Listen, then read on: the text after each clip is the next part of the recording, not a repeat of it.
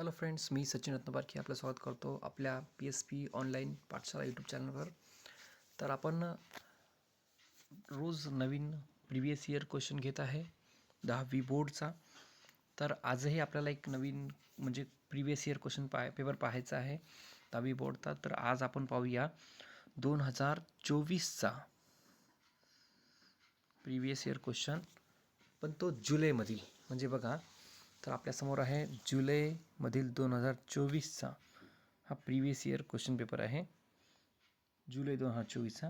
हे तुम्ही पाहिला असेल 2024चा मार्चचा, परंतु हा जो आहे हा 2024च्या जुलैचा पेपर आहे. त्यामुळे तर बघा थोडंसं, कारण की प्रिवियस इयर क्वेश्चन पेपर बरेचसे रिपीट होतात क्वेश्चन, त्यामुळे आपण एक थोडंसं यावरही नजर टाकूया, म्हणजे तुमचा स्टडी जी आहे ती स्ट्रॉंग होईल अजून. ठीक आहे. तर पहा बेटा, त्यात MCQ दिलेले आहेत. तर फर्स्ट MCQ आपल्याला चॅप्टर नंबर फर्स्टमधील आहे. तर बघा, in triangle ABC PQR in 1-to-1 correspondence of vertices AB upon QR is equal to BC upon PR equal to CA upon PQ, then the statement is true. आता यातले कोणतं corresponding 1-to-1 corresponding आहे हे आपल्याला find करायचं आहे. तर बघा, इथं ऑप्शन म्हणजे हा क्वेश्चन आपल्या मे बी टेक्स्टबुकमधील घेतलेला आहे क्वेश्चन. तर बघा, तर यामध्ये म्हणजे इझिली क्वेश्चन आपण सॉल्व करू शकतो. असे क्वेश्चन आपण पाहिलेले आहेत बरेच वेळा. तर आता मी क्वेश्चन सॉल्व करून देणार नाही सध्या. तुम्हाला सॉल्व करून जर पाहिजे असेल तर तुम्ही स्पेशल कमेंट करा. आज फक्त क्वेश्चन पेपर बघा, म्हणजे कसा कोणकोणते क्वेश्चन विचारलेले आहेत, काय विचारलेले आहेत, कोणत्या चॅप्टरमधून घेतलेलं आहे, हे आपल्याला थोडंसं ओव्हरलुक करायचं आहे. जर तुम्हाला कोणता एखादा क्वेश्चन हार्ड वाटला तर तुम्ही नक्कीच मला कमेंटमध्ये सांगा, आपण सॉल्व करून देऊया. तर पहा बेटा, सेकंड क्वेश्चन जो आहे हा आपल्या 5th चॅप्टरमधला आहे, कोऑर्डिनेट जॉमेट्रीमधला. सॉरी, 5th चॅप्टर नाही, हा क्वेश्चन आहे चॅप्टर नंबर 3मधला. 5 पॉईंट म्हणजे ॲडिशन्स. ओके. एक्सटर्नली, इथे एक्सटर्नली पॉईंट दिलेला आहे. एक्सटर्नली म्हणजे आपण काय करतो, रेडियसची ॲडिशन करतो. म्हणजे 5.5 + 3.3 = 8.8. ओके. देन आता थर्ड जो क्वेश्चन आहे हा आहे आपला चॅप्टर नंबर 5thमधला कोऑर्डिनेट जॉमेट्रीमधला क्वेश्चन आहे. तर तुम्ही तो पण इझिली सॉल्व करू शकता. त्यामध्ये जर एक्स ॲक्सिसला पॅरलल आहे, म्हणजे एक्स ॲक्सिसला पॅरलल आहे, म्हणजे तो जी लाईन आहे ती जात आहे आपल्याला वाय ॲक्सिसवरून. तर इथे ऑप्शन दिलेला आहे 1,3. तर 1 वाय ॲक्सिसचा कोऑर्डिनेट काय असणार आपला 1 असणार. तर हा ऑप्शन नंबर D आहे ह्याच्यामध्ये. ठीक आहे. त्यानंतर मग volume of cube is 10 centimetre. आता आपल्याला माहिती आहे की व्हॉल्यूम ऑफ क्यूबचा फॉर्म्युला L3, मग 10चा क्यूब होणार म्हणजे 1000 cm3. ओके. तर त्यानंतर चॅप्टर आपल्याला क्वेश्चन नंबर Bमध्ये पहा. तर आपल्याला हा काय करायचा आहे, आपल्याला 30, 60, 90चा थेरम यूज करायचा आहे. याच्यामध्ये तुम्ही इझिली सॉल्व करू शकता. तर बघा, नेक्स्ट पेज पहा. तुम्हाला स्क्रीनशॉट घ्यायचा असेल तर तुम्ही स्क्रीनशॉट घेऊ शकता. त्यासाठी मी तुम्हाला थोडंसं क्लीन करून देतो. ओके. हां, तर तुम्ही सहज आता स्क्रीनशॉट घेऊ शकता. त्यानंतर आपण नेक्स्ट पेज पाहूया.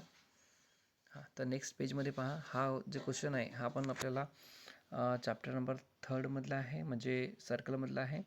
त्यानंतर फाइंड द क्वेश्चन नंबर 3 पहा. Find the value of sine theta into cos theta. Sign theta आणि cosec theta. Cosec theta is a reciprocal of sine theta. त्यामुळे sine theta cosec theta is equal to 1 sine theta. Sign थिटा कॅन्सल होणार, answer काय मिळणार आपल्याला 1. त्यानंतर question number 4 बघा. If radius of circle is 4 and the length of arc is 10 then find the area of sector. तर आपण हा एरिया ऑफ सेक्टरचा फॉर्म्युला यूज करून आपण सहज फाइंड करू शकतो.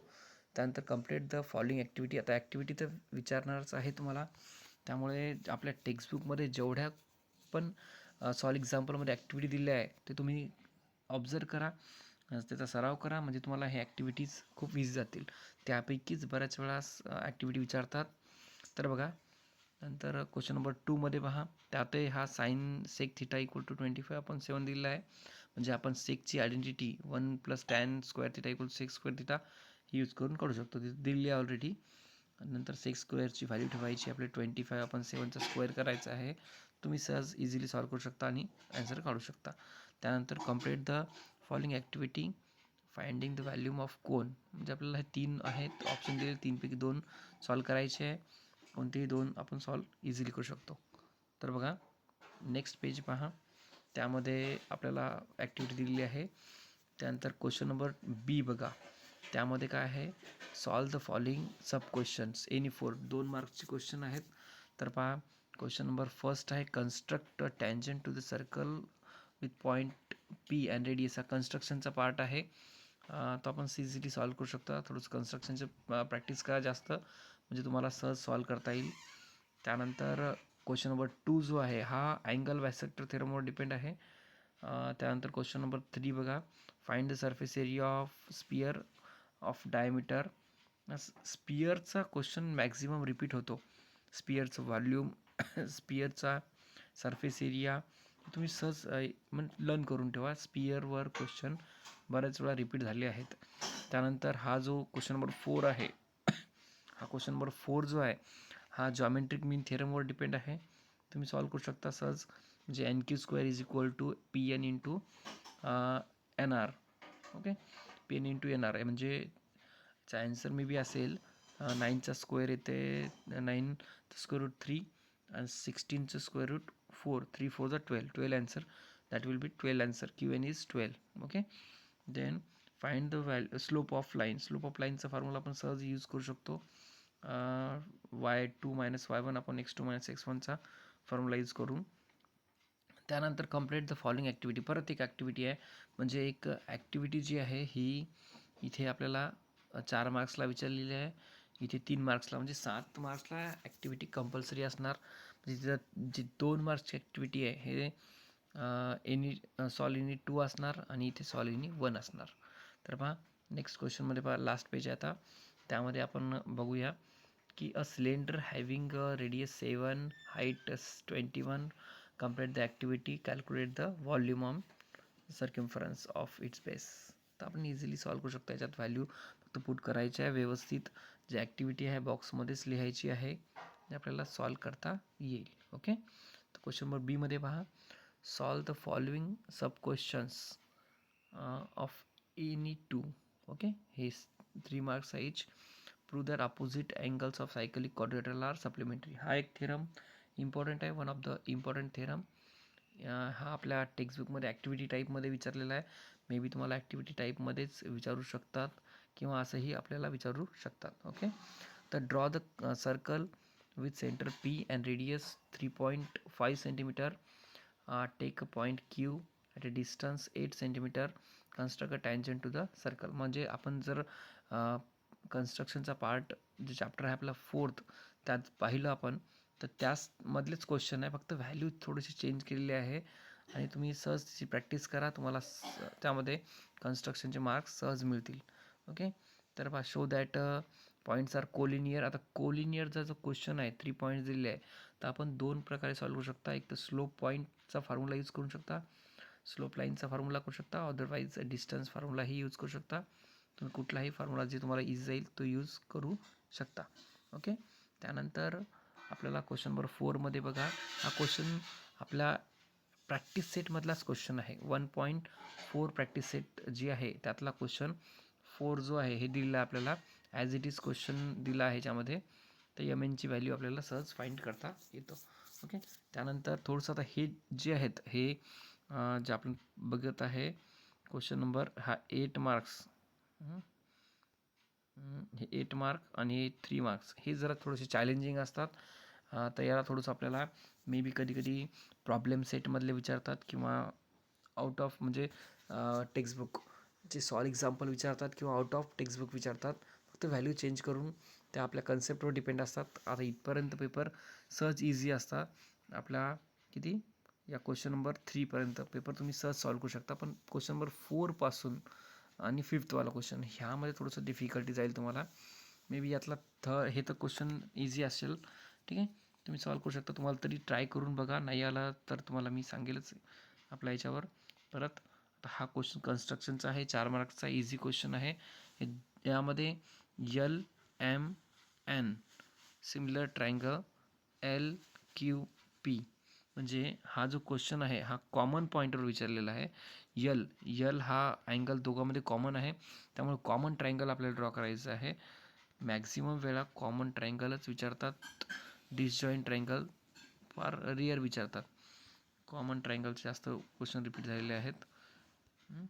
त्यानंतर कॉमन ट्रायंगलची प्रॅक्टिस करा, म्हणजे हा 4 मार्क्सचा क्वेश्चन सहज तुम्हाला मिळाला असता. त्यानंतर हा एक डायमीटरचा म्हणजे हा 3 मार्कचा क्वेश्चन जे आहे हा चॅप्टर नंबर 7मधील आहे. हा चॅप्टर नंबर आपला 6मधला आहे. ट्रिगोनोमेट्रिक हा चॅप्टर नंबर 4मधला आहे. आणि हा आपण अपोलिनियस थेरम सॉल्व करू शकतो क्वेश्चन नंबर हे. त्यानंतर हा जो क्वेश्चन आहे हा एक आपला चॅप्टर नंबर 5मधला आहे. तर बघा याच्यामध्ये काय केलेलं आपल्याला की याचा मिड पॉईंट दिलेला आहे. मिड म्हणजे बायसेक्ट दिलं. बायसेक्ट म्हणजे हे मिड पॉईंट असणार. ही मिड पॉईंटची लाईन दिलेली आहे, त्यामुळे आपण हा जो आहे हा मिड पॉईंट घेऊ शकतो आणि ती या दोघांमध्ये मिड पॉईंट फॉर्म्युला यूज करायचा आहे. मिड पॉईंटचे कॉर्डिनेट काढायचे आहे आणि ते कॉर्डिनेट जे आले ते कॉर्डिनेट आपल्याला या इक्वेशनमध्ये ठेवायचे आहे. तुम्ही सॉल्व करू शकता सहज जर तसं यूज केलं तर. म्हणजे या दोघांची पहिली आधी तुम्ही मिड पॉईंट फॉर्म्युला यूज करा. या दोघांचा फॉर्म्युला कॉर्डिनेट काढून घ्या. मिड पॉईंटचे या दोघांमध्ये मिड पॉईंट फॉर्म्युला यूज करा आणि मिड पॉईंट फॉर्म्युला यूज करून तुम्ही मिड पॉईंटचे कॉर्डिनेट काढा. जे कॉर्डिनेट आले ते कॉर्डिनेट म्हणजे एक्सची व्हॅल्यू आणि वायची व्हॅल्यू या इक्वेशनमध्ये ठेवा. तुम्हाला केची व्हॅल्यू मिळेल. मे बी केची व्हॅल्यू 12 आहे याच्यामध्ये. तर अशा प्रकारे आपण हा पूर्ण क्वेश्चन पेपर आज थोडंसं ओव्हरलुक केलं आहे. तर तुम्ही सॉल्व करून बघा. म्हणजे तुम्हाला जर काही डिफिकल्टी आलीच तर तुम्ही मला सहज मला विचारा, मी तुम्हाला पूर्ण सांगून देईल. Okay friends. तर अशाच अजूनही आपल्याला क्वेश्चन पेपर पाहायचे आहेत, जुलैमध्ये पाहायचे आहेत. तर जुलैमधले, मार्चमधले, फेब्रुवारीमधले क्वेश्चन पेपर पाहायचे आहेत. तर यासाठी आपल्या चॅनलला लाईक करा, सबस्क्राईब करा, म्हणजे तुम्हाला अजूनही नवीन नवीन व्हिडिओज प्रिवियस इयर क्वेश्चन पाहायला मिळतील. Okay friends, thank you for watching.